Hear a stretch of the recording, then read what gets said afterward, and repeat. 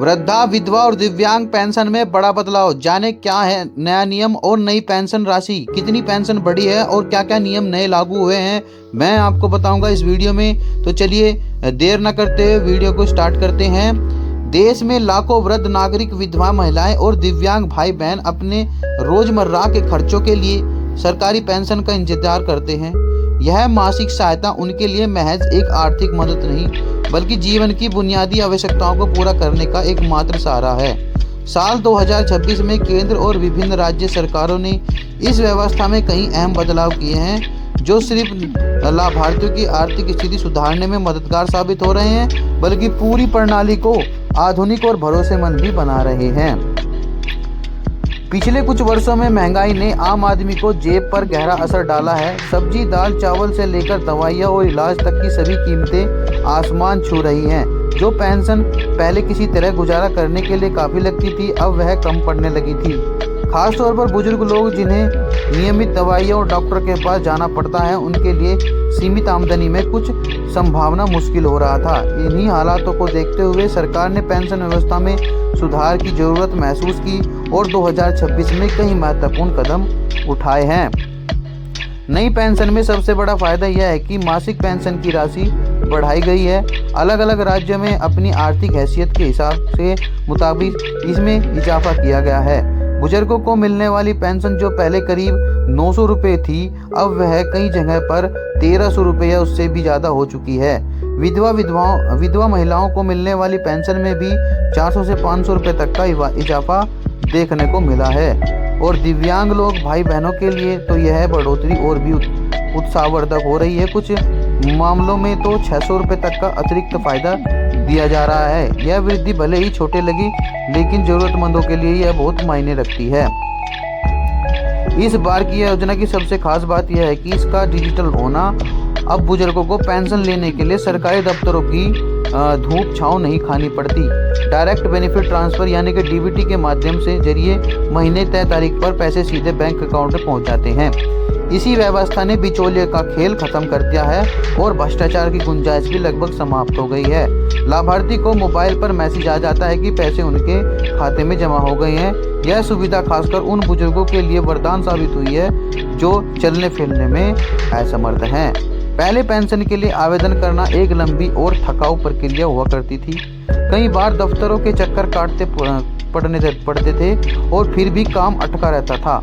लेकिन अब यह प्रक्रिया काफ़ी सरल हो गई है। राज्य सरकारों की वेबसाइट, नज़दीकी जन सेवा केंद्र या मोबाइल ऐप के माध्यम से कोई भी योग्य व्यक्ति आवेदन कर सकता है। सरकारी कागजात भी अब ऑनलाइन जमा हो जाते हैं और उनकी जांच भी डिजिटल तरीके से हो जाती है। एक बार दस्तावेज अपलोड हो जाने के बाद बार बार उन्हें लगाने की झंझट से भी छुटकारा मिल गया है। इससे समय और मेहनत दोनों की बचत होती है। यह योजना उन लोगों के लिए सबसे ज़्यादा कारगर साबित हो रही है जो समाज के कमज़ोर तबके से आते हैं और गांव में रहने वाली बेसहारा विधवाएं, जिनके पास आमदनी का कोई जरिया नहीं है, अब बढ़ी हुई पेंशन से अपना गुजारा चला पा रही हैं। बुजुर्ग जो लंबी बीमारी से जूझ रहे हैं, अब दवाइयों की जांच पर ज़्यादा खर्च कर सकते हैं। दिव्यांग लोग जो शारीरिक कमज़ोर हैं की वजह से काम नहीं कर पाते, उनके लिए यह बड़ी राशि आत्मनिर्भर बनाने की दिशा में एक अहम कदम है। उन सभी वर्गों को अब थोड़ी सी राहत मिली है। नई व्यवस्था में यह सुनिश्चित किया गया है कि फर्जीवाड़ा न हो सके। लाभार्थियों की पूरी सूची अब सार्वजनिक वेबसाइट पर उपलब्ध है, जिसे कोई भी देख सकता है। इससे व्यवस्था में पारदर्शिता आई है और विधवा पेंशन के लिए मृत्यु प्रमाण पत्र की डिजिटल जांच अनिवार्य कर दी गई है। विकलांगता के प्रमाण पत्र की भी नियमित समीक्षा होती रहती है। यह सभी कदम यह पक्का करते हैं कि मदद असली जरूरतमंद तक ही पहुंचे, न कि किसी गलत हाथों में जाए। केंद्र सरकार ने राज्य को यह छूट दी है कि वे अपने बजट और स्थानीय हालात के हिसाब से पेंशन की रकम तय करें। इसका नतीजा यह हुआ कि कुछ संपन्न राज्यों ने राष्ट्रीय औसत से भी ज़्यादा पेंशन देना शुरू कर दिया है। यह व्यवस्था इसलिए अच्छी है क्योंकि हर राज्य की परिस्थितियाँ अलग होती हैं। वे अपनी प्राथमिकता के अनुसार योजना बना सकते हैं। इतने सुधारों के बावजूद कुछ समस्याएं अभी भी बाकी हैं। दूर दराज के गांव और पहाड़ी इलाकों में इंटरनेट की सुविधा ठीक से नहीं है, जिससे कभी कभी दिक्कत आती है। बहुत से बुजुर्ग लोग स्मार्टफोन और कंप्यूटर से अनजान हैं। इन मुश्किलों को हल करने के लिए जन सेवा केंद्र और मजबूत बनाया गया है, जहां प्रशिक्षित लोग मदद करते हैं। हेल्पलाइन नंबर भी जारी किए गए हैं, जहां लाभार्थी अपनी समस्या बता सकते हैं। सरकार का लक्ष्य है कि आने वाले समय में पेंशन की रकम महंगाई दर से अपने आप जुड़ जाए, ताकि हर साल अलग से बढ़ोतरी का ऐलान न करना पड़े। मोबाइल ऐप और सामान बनाने में काम चल रहा है कि शिकायत निपटाने की प्रणाली को और बेहतर किया जा रहा है। कुछ राज्य स्वास्थ्य बीमा को भी इस योजना से जोड़ने की सोच रहे हैं, जिससे बुजुर्गों को अस्पताल के खर्च में राहत मिल सके।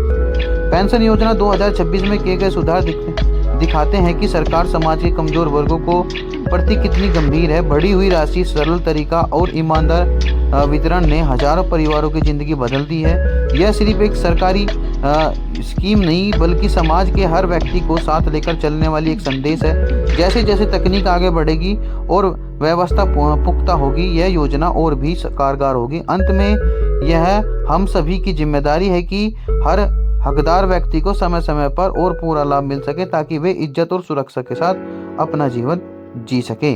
तो दोस्तों, यह थी वह जानकारी। अगर आपको जानकारी अच्छी लगी तो वीडियो को लाइक करें, चैनल को सब्सक्राइब करें और मिलते हैं इस जानकारी के साथ अगली वीडियो में। तब तक के लिए नमस्कार।